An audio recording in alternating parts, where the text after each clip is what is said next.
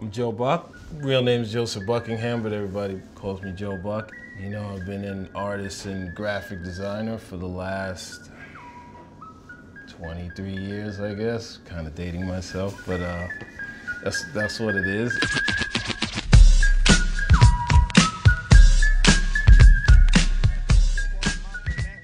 Has music, even before you became like an artist, has it been an influence for you? You know, there was a point in high school I would come home and DJ, or I'd come home and do art.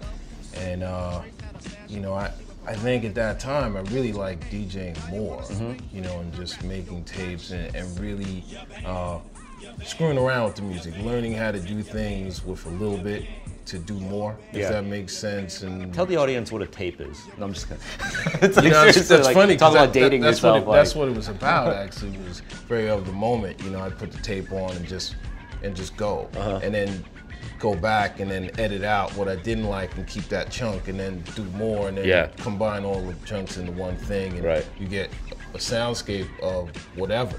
You know, and sometimes it was very erratic. I mean, I'm often a victim of this, but I feel a lot of like creative people, they're stifled by either like they've got the concept and the message, but they don't know the way they're going to execute it. That's right. Or they discovered this new way of execution and how they're going to do it, but now they just got to think of what they're going to do.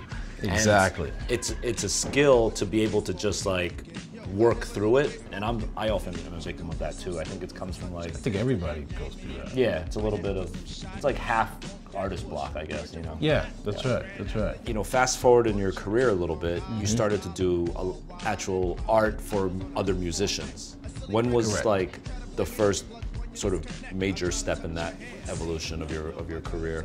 The first step was it was the De La stuff. Was that the first one? That was the first one. Like you never had some local party club DJ like design my flyer? The first one was De La Soul. It was the first. At that point in time when I got paid for that, which was interesting because the guy who told me how to paint this, he said, look, this is what you need to charge them, but prepare to battle when you go in there, because they're not going to want to pay you that. Yeah. And so, you know, when we get to the point of talking about what it's going to cost, they were like, so look, this is what we pay for this. And before I could even say anything, I was like, oh, wow, it's more than he told me that I should charge. I was like, I'm cool with that. Let's do that. You know, so at that point, you know, it's kind of like, damn, there's money in this. Like, I could make a living doing this. And that's dope. And then I continued, you know, and because it was such a popular cover, I kept getting more work. And then I worked on the Cheerlead project, which came next, and it just, you know, kind of ping-pongs that way.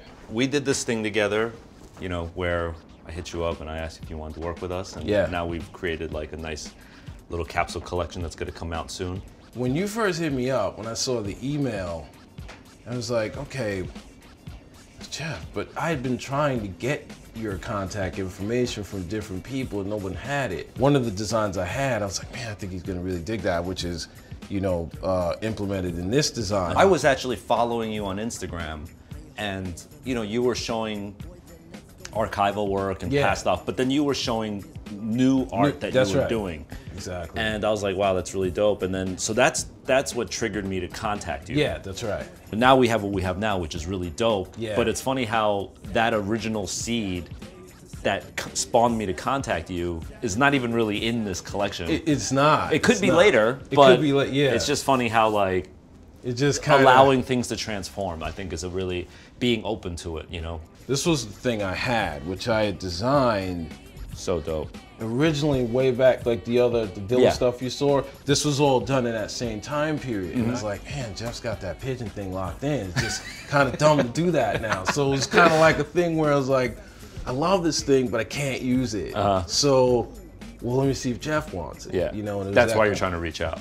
That's why I was trying to reach out, because I was, you know, kind of going through my archives and things. And I was like, yeah, I kept meaning to do that over the years and just never got to do it. When I originally did this was when, you know, everybody was calling 50 Cent the King of New York. And so, you know, it was kind of like a funny thing of like, well, all right, King of New York, but technically, you know, a pigeon is really the King of New York. Like, seeing everything and doing everything and dodging people and scrapping for bread and all that kind of stuff that's written in there. So that was my initial thought, is kind of like to spoof off of that, if you will. You know, so everything has a meaning and a connection to something.